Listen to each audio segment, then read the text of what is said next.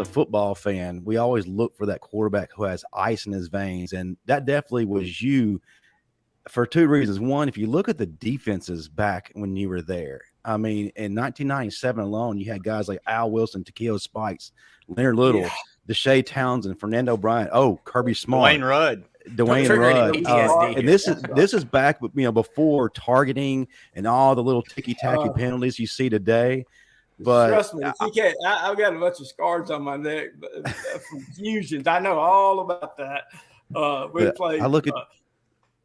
I'm sorry. I look at your debut against Georgia, 4th and 2, game on the line, served as a precursor to what I just said, the ice in the veins quarterback.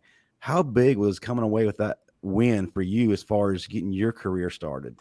Well, it's clear, and the quarterback has to play with confidence, confidence in himself, the team, knowing what's going on, the game plan for anybody to be successful. And I think on the road, winning at the end, throwing past Eli Andy, who played linebacker most of the game, just shows you how versatile all our players were. So it was exciting. It's that moment where you go, hey, I can't compete here. I can be successful. We can be pretty good. And that just carried on over into the next seasons. No doubt. And I do have a question. You have two guys that sticks out to me as some of the most athletic players to ever play, not only at Ole Miss, but in college football, Taboris Fisher and John Avery. Who was the bigger freak, I guess you could say, between the two of those guys? Because those guys are amazing.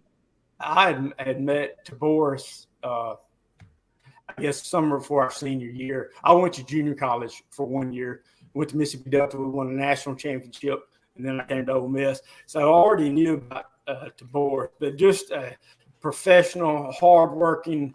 I mean, going to be the first one at practice, going to pick the team up. Clearly a wide receiver. When he left school, he was the all-time. I think he had broke Floyd Frank's record because I threw the pass all-time reception record. Just an outstanding guy to be around. And then John Avery, I've seen some fast guys in my lifetime. The first day of practice, they started the clearinghouse, so people couldn't get to practice right at 2 a day. They couldn't get it right when they transferred from Northwest. And so we'd already started practicing. We were in Shells the first day in practice, and we were running an inside drill, which is, the interior line, and they got the linebackers, maybe a safety, depending on what we're doing.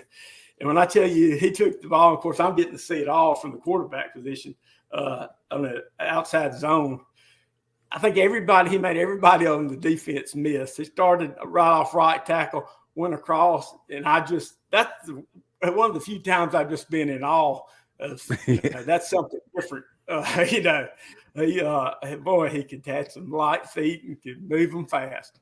Well, maybe you can confirm a story that I heard as an Ole Miss fan, and this is back in the day where you didn't have the internet, so not know if it was true. I knew Avery wore number 20 for Barry Sanders. That was his idol, and when y'all played in the Motor City Bowl, he got to meet Barry. Did he challenge Barry to a race?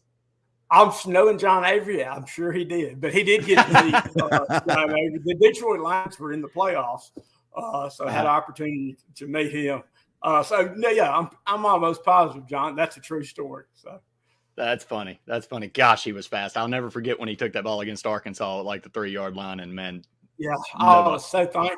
I got my nose broke to play before, and it's tears, and I'm handing off. I was like, "Please keep going. Please keep going." I can't see. Go. Yeah, but he was really one of those guys that every time he touched it, it literally could be a touchdown.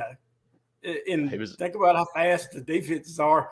You were just talking about earlier in the SEC, and he was that electric. Boy, he could run.